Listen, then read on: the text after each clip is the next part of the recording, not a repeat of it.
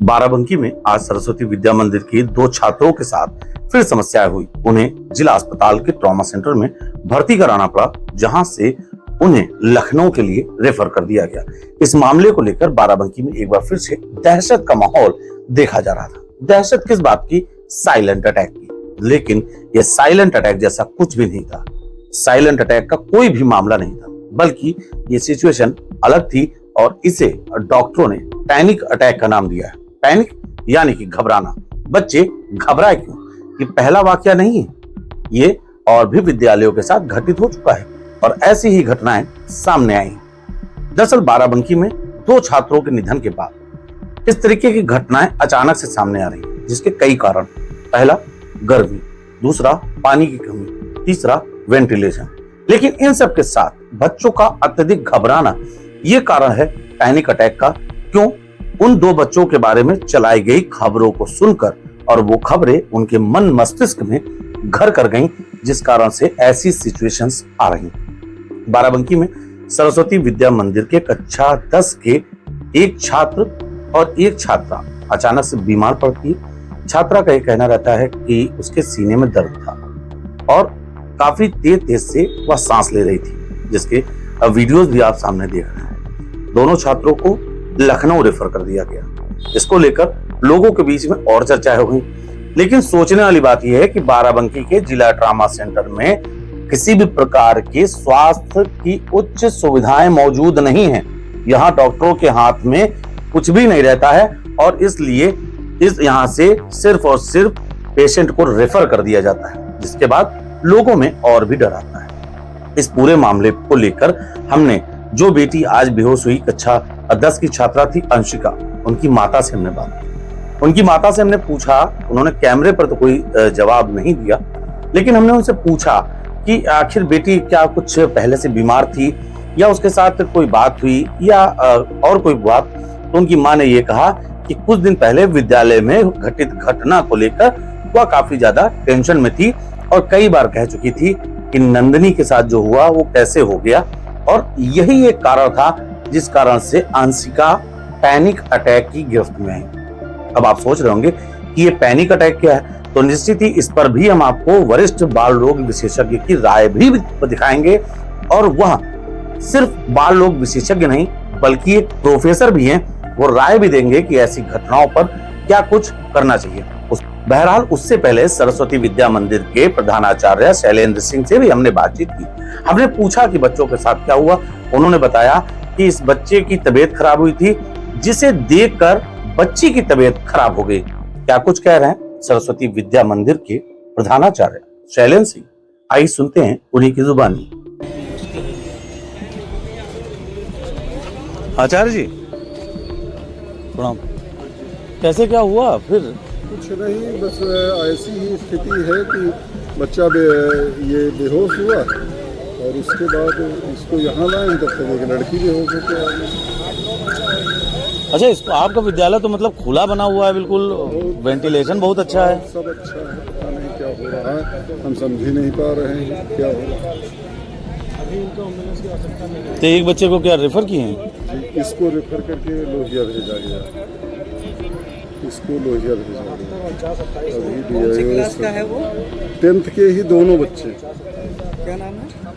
एक को तो देख के दूसरे घबराहट हो सकती है, आदित्य, और ये अंशिका। दोनों एक ही क्लास के? एक ही क्लास के हैं। उसको लाते हुए आदित्य गया। तो ये आपने उनकी बात सुनी, और यहाँ पर हम स्पष्ट कर दें कि आपको जब भी इस प्रकार की कोई घटना होती है तो तमाम सोशल मीडिया से लेकर तमाम यूट्यूब पर खबरों को चलाने वाले, प्रसारित करने वाले कुछ चंद व्यूज पाने के लिए इसे साइलेंट अटैक का नाम दे देते हैं। अब बाराबंकी में जिस प्रकार से अखिल और नंदिनी की मौत हुई वो रहस्यमयी परिस्थितियां थी, क्योंकि दोनों ही मामलों में पोस्टमार्टम नहीं हुआ। ऐसे में यह स्पष्ट नहीं हो सकता कि आखिर उनके मृत्यु का कारण क्या था। नंदिनी के मामले में हमने जब डॉक्टर काशिफ से बात की तो उन्होंने यह भी बताया कि वो ब्रेन हेमरेज भी हो सकता है, या एक समस्या होती है चोकिंग की, जब खाना खाते समय कोई निवाला हमारे गले में फंस जाता है। लेकिन ये सिर्फ संभावनाएं ही हैं, क्योंकि दोनों ही मामलों में पोस्टमार्टम नहीं हुआ। तो ऐसे में हम यह स्पष्ट नहीं कह सकते कि घटना किस कारण से हुई। उन्होंने यह भी कहा कि ये घटनाएं आज से नहीं बल्कि हमेशा से होती है, लेकिन अब सोशल मीडिया का जमाना है, इसलिए ये घटनाएं लोगों तक जल्दी पहुंच रही हैं और उन वीडियोस को हर उम्र के लोग देखते हैं और उसका बैड इम्पैक्ट भी उनके ऊपर पड़ता है। लेकिन इन सब के बीच में हम उसी विषय पर वापस आते हैं कि आखिर ये पैनिक अटैक है क्या। सुनिए क्या कुछ जानकारी दे रहे हैं इसको लेकर जनपद बाराबंकी के मशहूर बाल रोग विशेषज्ञ डॉक्टर काशिफ, जो मेयो इंस्टीट्यूट में प्रोफेसर भी हैं। देखिए, बहुत ही दुखद रहा जो 2 बच्चे अभी हाल फिलहाल में स्कूल में एक्सपायर हुए हैं।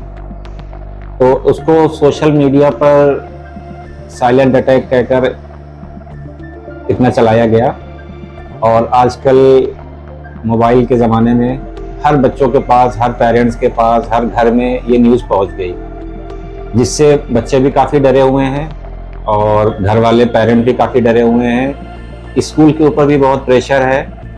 तो ये तीनों चीज़ें मिलाकर एक नई बीमारी निकल कर आती है जो साइकोलॉजिकल होती है, स्ट्रेस की वजह से होती है, जिसको हम लोग कह सकते हैं पोस्ट ट्रॉमेटिक स्ट्रेस डिसऑर्डर या पैनिक अटैक्स। तो आजकल ज़रा सा किसी भी बच्चे को सांस में दिक्कत या कुछ भी हो रहा है तो उसके डर में, उसके दिमाग में, उसके मन में ये बैठा हुआ कहीं मुझको भी तो साइलेंट अटैक नहीं हो रहा है, जिसकी वजह से वो काफ़ी परेशान हो जा रहा है, उसको सांस लेने में दिक्कत होने लगती है। तो ज़्यादातर जो आजकल स्कूलों में अभी इधर हाल फिलहाल के दिनों में ये चीज़ें हो रही हैं, तो वो ज़्यादातर साइकोलॉजिकल स्ट्रेस कह सकते हैं, या जो वो घटनाएं हुई हैं उसको सोचकर बच्चों के दिमाग में कुछ ऐसी चीज़ें आ गई हैं जिसकी वजह से बच्चों में काफ़ी दहशत है, या कह सकते बच्चे बहुत डरे हुए हैं। तो बेसिकली इसमें हम लोग को थोड़ा सा अलर्ट रहना है और साथ साथ पेरेंट्स को प्रॉपर काउंसलिंग करना है, बच्चों को भी समझाना है कि हर चीज़ कार्डियक नहीं होती है, हर चीज़ से इतना पैनिक नहीं करना है और उनके मन से ये डर निकालना है ताकि वो प्रॉपर स्कूल पे फोकस कर सकें। और टीचर्स को भी इस बीमारी के बारे में समझाना है कि कार्डियक अटैक या अदर इसके सिम्टम्स क्या क्या होते हैं, और जो इस चीज़ से डर कर पैनिक अटैक्स हो रहे हैं या बच्चे स्ट्रेस की वजह से थोड़ा परेशान हो जा रहे हैं, इस चीज़ों को सोच कर उसके लिए टीचर को हमें ट्रेन करना पड़ेगा और उनको भी काउंसिल करना पड़ेगा कि वो भी बहुत परेशान इतनी जल्दी ना हो, नहीं तो बहुत सारे बच्चों का स्कूल का परफॉर्मेंस अच्छा नहीं होगा। चलिए इसी विषय के साथ अब हम आपको बताएंगे कि डॉक्टर काशिफ का साफ तौर पर कहना है कि विद्यालयों में एक व्यवस्था यह भी होनी चाहिए कि वहां का जो स्टाफ है उसे प्रशिक्षित होना चाहिए कि अगर ऐसी कोई इमरजेंसी आती है तो उन्हें बच्चों के साथ किस प्रकार से ट्रीट करना है। और सबसे बड़ी बात यह है कि यहाँ पर काउंसलिंग की भी जरूरत है, और न सिर्फ बच्चों की बल्कि अभिभावकों की भी एक काउंसलिंग की जरूरत है।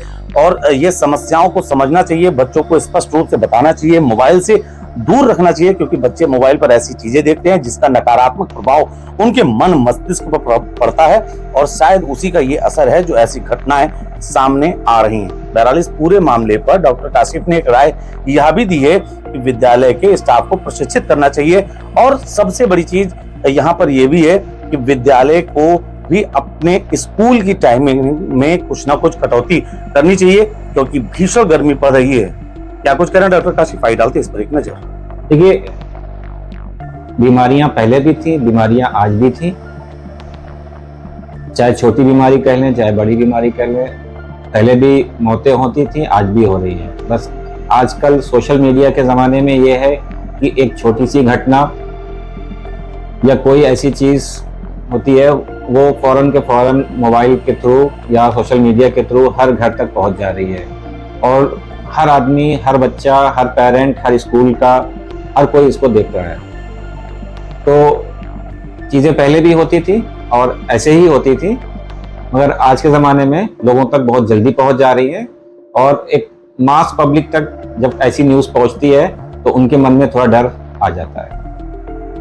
चलिए ये सब तो थी वो महत्वपूर्ण बातें, लेकिन अब इन सब के बीच में जो सबसे अत्यधिक महत्वपूर्ण बातें है वो ये बात आपको ध्यान रखनी है कि किसी भी प्रकार से अपने बच्चे को लेकर आप लापरवाह ना हो, अपने बच्चों का परमानेंट चेकअप जरूर कराते रहें, ये बहुत आवश्यक है। और इसके साथ ही विद्यालयों में कहीं ना कहीं प्रशासन के द्वारा चेकिंग भी की जानी चाहिए कि आखिर विद्यालयों में छात्रों को किस प्रकार की सुविधाएं दी जा रही हैं। अभिभावकों को भी इस बात को देखना चाहिए कि आखिर विद्यालय में जहां वो मोटी फीस देते हैं वहां पर व्यवस्थाएं कैसी दी जा रही, सुविधाएं कैसी दी जा रही हैं। इसमें अभिभावकों को जागरूक होना पड़ेगा और सबसे बड़ी चीज हमें इस डर से निकलना होगा कि साइलेंट अटैक जैसा कुछ नहीं, क्योंकि जो भी बच्चे की घटना अभी तक सामने आ रही है वो नाबालिग बच्चे हैं और ऐसे में डॉक्टरों का यह भी कहना है कि नाबालिग बच्चों तो कार्डियक के मामले कम से कम होते हैं, यानी कि नगण्य के मामले में होते हैं। और भी कई ऐसे कारण हैं जैसे फास्ट फूड का सेवन या उनकी जो दैनिक क्रियाएं हैं उनमें जो आमूलचूल परिवर्तन आए उसके कारण से ऐसी समस्याएं